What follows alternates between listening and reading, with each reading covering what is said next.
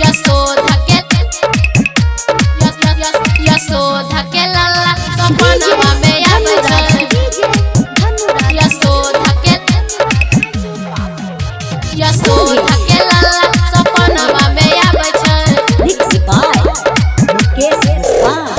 रोजे रोजे काम करे छै बड़ी तंग है, रहै छै 4 गो गोपियन के संग है, रहै छै 4 गो गोपियन के संग है। रोजे रोजे काम करे छै बड़ी तंग है, रहै छै 4 गो गोपियन के संग है।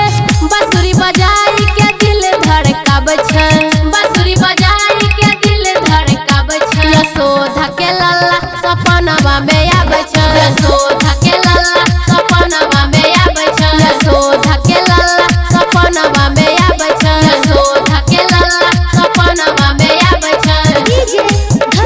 यशोदा के माँ लक्ष्मी रिकॉर्डिंग स्टूडियो बरेली। यशोदा के यशोदा के लल्ला सपनवा में आबै छै।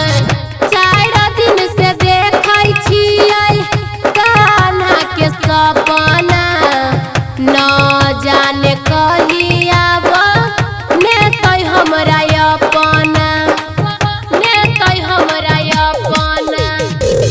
4 दिन से देखै छियै कान्हा के सपना, न जाने कहिया ने तै हमरा अपना। मीठी मीठी बोल के दिल धड़काबै छै, दिल धड़काबै छै। कौन गे यशोदा के लल्ला सपनवा में आबै छै। यशोदा के लल्ला सपनवा में आबै छै। यशोदा के लल्ला सपनवा में आबै छै। यशोदा के लल्ला सपनवा में आबै छै। यशोदा के